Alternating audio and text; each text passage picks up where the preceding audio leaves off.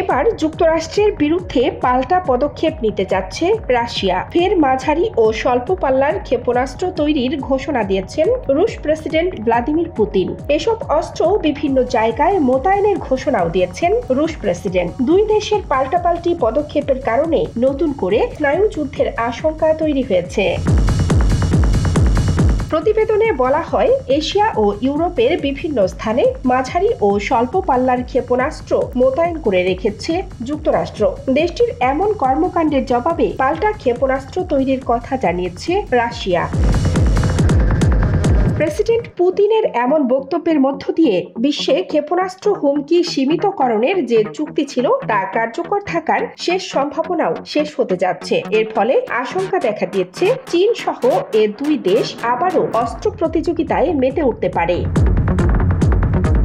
1987 সালে স্নায়ুযুদ্ধের উত্তেজনা কমাতে রাশিয়া ও যুক্তরাষ্ট্র চুক্তি করেছিল। স্বাক্ষরিত এ চুক্তিতে তৎকালীন সোভিয়েত ইউনিয়নের তৎকালীন প্রেসিডেন্ট মিখাইল গর্বাচেভ ও যুক্তরাষ্ট্রের প্রেসিডেন্ট রোনাল্ড রিগান স্বাক্ষর করেছিলেন। ইন্টারমিডিয়েট রেঞ্জ নিউক্লিয়ার ফোর্স ট্রিটি বা INF নামে পরিচিত এ চুক্তিতে পারমাণবিক অস্ত্র উৎপাদন সীমিত করার কথা বলা হয়েছিল।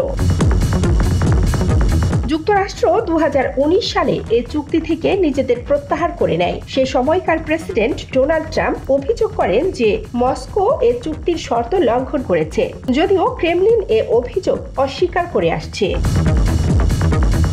যুক্তরাষ্ট্রের এমন কর্মকাণ্ডের প্রতিক্রিয়ায় রুশ প্রেসিডেন্ট পুতিন বলেন, রাশিয়া এ ধরনের ক্ষেপণাস্ত্র মোতায়েন করবে না বলে প্রতিজ্ঞা করেছিল, কিন্তু যুক্তরাষ্ট্র এটির উৎপাদন ফের চালু করেছে। এগুলোকে ডেনমার্ক ও ফিলিপাইনে মহড়ার জন্য নিয়ে এসেছে।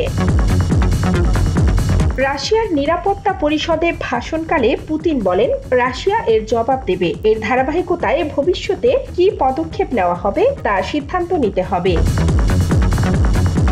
পুতিন বলেন, এ ধরনের আঘাত হানতে সক্ষম অস্ত্রের উৎপাদন শুরু করতে হবে। এছাড়া সঠিক পরিস্থিতির ওপর ভিত্তি করে রাশিয়ার নিরাপত্তার জন্য এগুলো কোথায় মোতায়েন করা হবে তার সিদ্ধান্ত নিতে হবে।